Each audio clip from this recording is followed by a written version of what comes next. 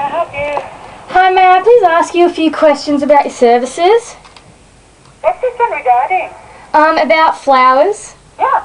Okay, well, like, I've been my boyfriend's favorite girl for a while, and like, I'm looking for a flower that's like not too overboard, but like the bigger the better, I suppose. But like, I want something to let him know that he's like my baby, and like, I don't want anything too expensive because I'm not like a rich girl, but like, I want people to think that should be me when I like give it to him. You know what I mean? So, like, how much is your budget? Probably around 50. $50? Yeah, $50 is good price. So like, what ones like do you recommend? Like, what ones make you smile, type of thing? Is it for a girl, yeah? No, it's for a guy, but he really likes flowers. Oh.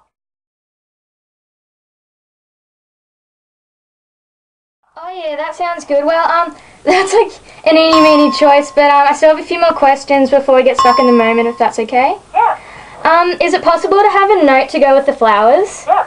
You can send a message. Oh yeah, like, Yeah. could it be possible to do like a cute like math thing, like not like a common denominator or anything, but like you plus me, or like I'll never let you go, just like those type of things.